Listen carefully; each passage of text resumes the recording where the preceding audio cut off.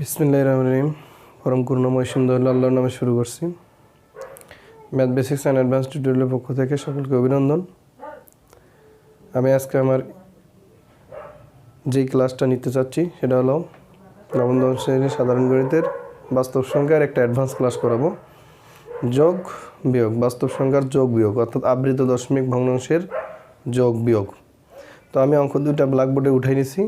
এখন আমি সুন্দর করে সমাধান করার চেষ্টা করব এবং সর্বোচ্চ পরিমাণ আমার দিক থেকে বোঝানোর চেষ্টা করব।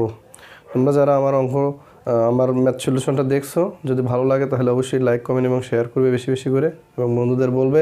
পাশাপাশি এখনও যদি আমার চ্যানেলটা সাবস্ক্রাইব না করে থাকো তাহলে সাবস্ক্রাইব করে আমার পাশে থাকবে পরবর্তী ভিডিওগুলো আপডেট পাওয়ার জন্য। তো শুরু করা যাক। প্রথমে যোগ। তো এখানে আমার একটা কথা না বললেই নয়, সেটা হচ্ছে যোগ বিয়োগ যেটাই করি আমরা প্রথমে যে কাজটা শিখতে হবে সেটা হচ্ছে এই দশমিক অর্থাৎ আবৃত দশমিক ভগ্নাংশগুলোকে সদৃশ করতে হবে। যোগ করতে গেলেও সদৃশ করতে হবে, বিয়োগ করতে গেলেও সদৃশ করতে হবে। আমাকে প্রথমে যে জিনিসটা জানতে হবে সেটা হচ্ছে যোগ বিয়োগের প্রথম যে জিনিসটা জানতে হবে সেটা হলো সদৃশ করা শিখতে হবে। আমাকে সদৃশ করতে পারলেই আমি যোগ বিয়োগটা করতে পারবো। যদি সাধারণ নিয়মে যোগ বিয়োগ করি তাহলে যোগ বিয়োগ হবে না। এখানে এই বাস্তব সংখ্যার যোগ বিয়োগের ক্ষেত্রে যেহেতু আবৃত দশমিক ভগ্নাংশটা আছে, তাই আবৃত দশমিক ভগ্নাংশের যোগ বিয়োগ করতে গেলে সদৃশ করা শিখতে হবে। সদৃশ করে তারপর যোগ করতে হবে। সদৃশ করার পর যোগ করার ক্ষেত্রে আরও অতিরিক্ত কিছু দুই একটা নিয়ম থাকতে পারে, সেটা আমি অঙ্ক করায়া বোঝাইয়া দেবো। তো সেক্ষেত্রে আমরা এখন যে কাজটা করব সেটা হচ্ছে সদৃশ করব। যোগ করার আগে যে কাজটা করতে হবে সদৃশ করতে হবে। সদৃশ করার যে নিয়মটা সেটা হচ্ছে আমাকে প্রথমেই যে কাজটা করতে হবে প্রত্যেকটা আবৃত দশমিক ভগ্নাংশ দেখতে হবে। আমরা যোগটা করব। প্রথমে কি করব? যোগটা করব।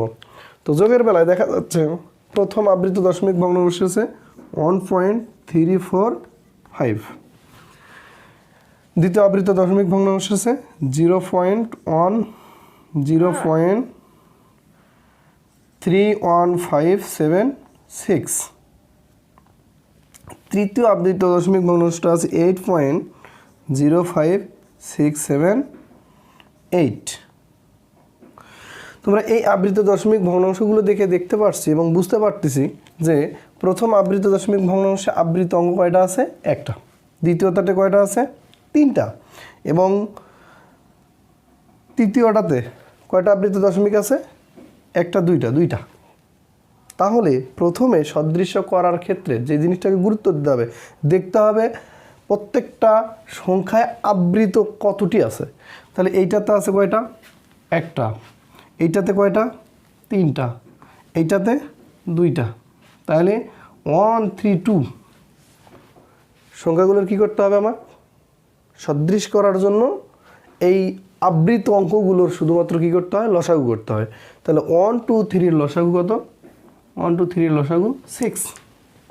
তার মানে আবৃত অংশে যে অঙ্ক কয়টা থাকবে সেই কয়টা হবে? 6টা। আবৃত অংশে অঙ্ক হবে 6টা। তো এবার আমরা আরেকটা জিনিস লক্ষ্য করব যে এখানে অনাবৃত কয়টা আছে? 2টা।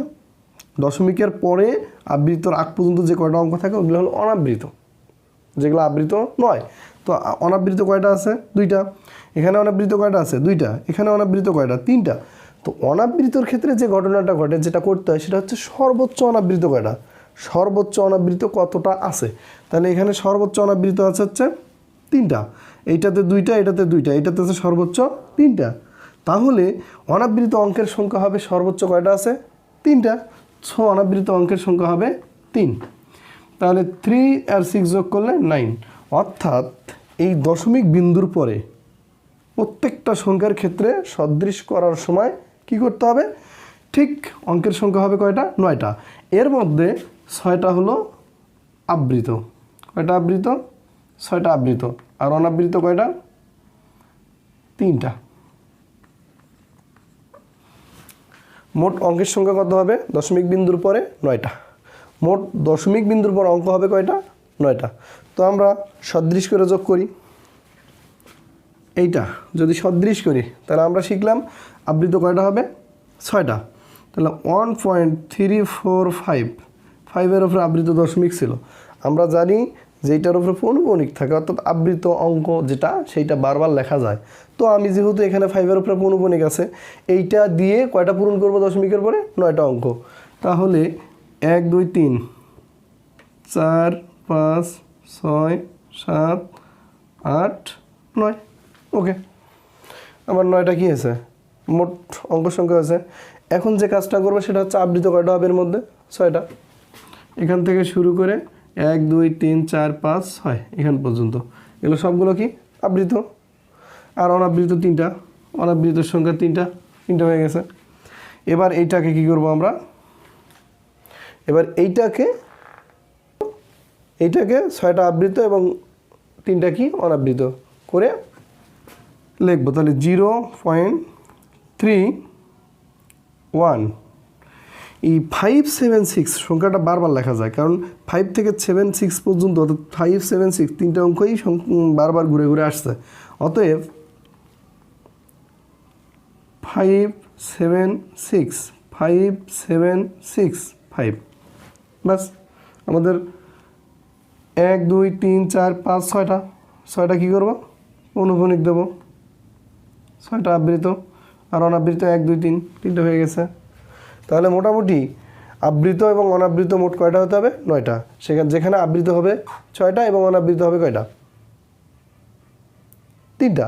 তো এখন কথা হচ্ছে, আমরা আবৃত অনাবৃত যদি আবৃত অংশ থাকে, এরকম আবৃত অঙ্ক থাকে, সেটা বারবার লেগে করতেছি। যেখানে থাকবে না আবৃত অঙ্ক সেখানে কি করব?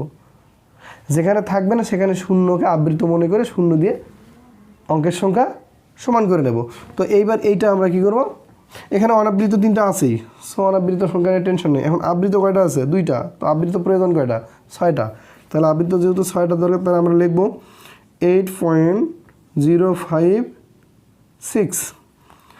এই যে 7 8 7 8 7 8, কারণ 7 8-এর উপরে পৌনঃপুনিক, 7 8 বারবার নিয়ে নিলাম।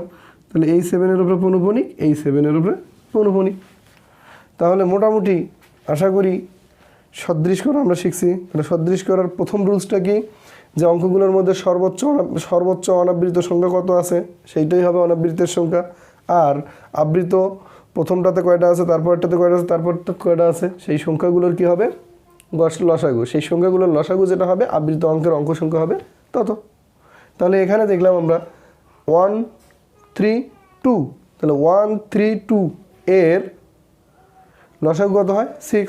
তার মানে আবৃত অংশের অঙ্ক সংখ্যা হবে 6। এবং অনাবৃত অংশ, সর্বোচ্চ অনাবৃত কয়টা আছে? 3টা। অনাবৃত অংশের প্রত্যেকটাতে কয়টা করে আছে? 3টা। সর্বোচ্চ অনাবৃত যা হবে, অনাবৃত অঙ্কের অঙ্ক সংখ্যা হবে তাই। আর আবৃত অঙ্কের অঙ্ক সংখ্যা হবে আবৃত অঙ্কের অঙ্ক সংখ্যাগুলোর লসাগু।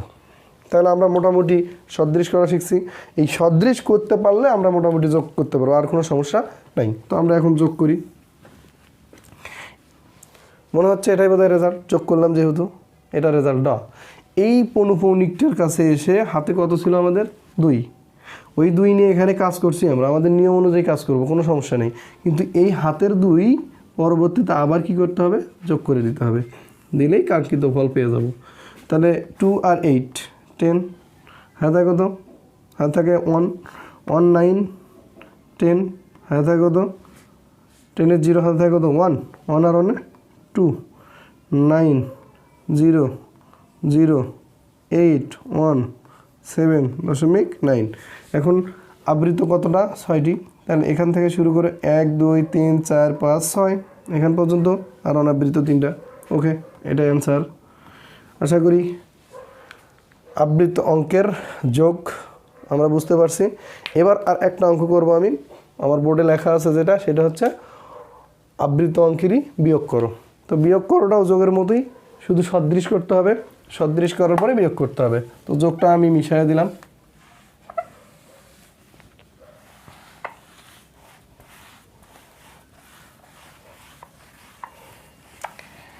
এভাবেই সবগুলো যোগ তোমরা চাইলেই করতে পারবা। করতে গিয়ে যদি সমস্যা হয় তাহলে আমার অবশ্যই কমেন্ট বক্সে কমেন্ট করে জানাবে কেন পারোনি, কী কারণে পারোনি, আমি চেষ্টা করব সমাধান করে দিতে।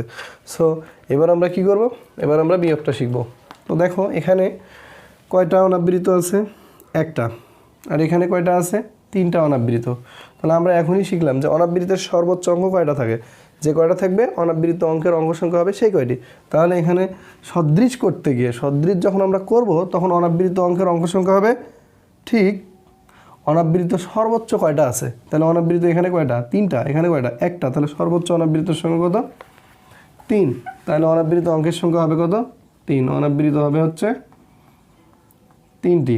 ওকে, এখন আবৃতের বেলায় আমরা কি করব, আবৃতের বেলায় এখনই শিখলাম এখানে কয়টা আবৃত, 2টা, এখানে কয়টা, 2টা, তাহলে 2 আর 2 এর লসাগু, 2 আর 2 এর লসাগু করতে হবে, 2 আর 2 এর লসাগু কত, 2।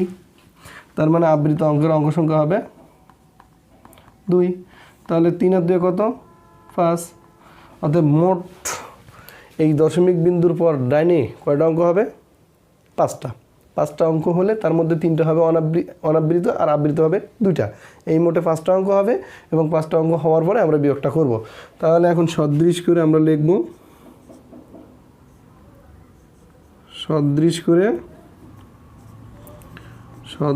করে বিয়োগ করি। তাহলে প্রথমে সদৃশ করব 8.243 এর উপরে পৌনঃপুনিক আমরা সদৃশ করা শিখছি। আবার কত আছে 5.24673। তাহলে আমরা সদৃশ করাটা আবার রিপিট করব। এখানে 2টা পৌনঃপুনিক আছে, এখানে 2টা, তার মানে আবৃত হবে 2টা, আর সর্বোচ্চ অনাবৃত 3টা আছে, এখানে একটা, তার মানে সর্বোচ্চ অনাবৃত সংখ্যা কত, 3। অথবা অনাবৃত অঙ্কের অঙ্ক সংখ্যা হবে 3। তাহলে আমরা 8.243 লিখলাম। এখন 4.3 এর উপরে পৌনঃপুনিক ছিল, অতএব এই অঙ্কটা বারবার লেখা যাবে। তাহলে 4.3। তাহলে এখান থেকে শুরু করে এইখান থেকে শুরু করে এই পর্যন্ত এই দুটো কী হবে, আবৃত, আর 3টে কি অনাবৃত। ওকে, সদৃশের কাজ শেষ। এবার এটা সদৃশ করতে গেলে তাহলে 5.24673, এটা তো 5টা দশমিক বিন্দুর পর 5টা অঙ্কই আছে, অতএব এখানে তো সদৃশ করেই দেওয়া আছে। তো এখন আমরা কি করব, এখন শুধু বিয়োগটা করব। 6 আছে 8 মিলাতে কত, 2 দশমিক। এখন কথা হলো এই যে 1, এই বামে যে পৌনঃপুনিক ছিল সেখানে হাতে 1 ছিল, এই 1 আবার কি করতে হবে, মাইনাস। যদি 1 হাতে না থাকতো এখানে তাহলে মাইনাস করা লাগতো, তখন এখানেই আমরা অ্যান্সার দিতাম। ওকে, তো 1 আছে অর্থাৎ 1 আছে 10 মিলাতে 9, হাতে থাকে 1 আছে 7 মিলাতে কত, 6, হাতে থাকে না 6, 9, 9.2। এখন আমরা আবৃত কয়টা হবে, 1টা 2টা, তাহলে এখানে 2টার উপরে আবৃত দেবো আর বাকিগুলো অনাবৃত, এটাই অ্যান্সার।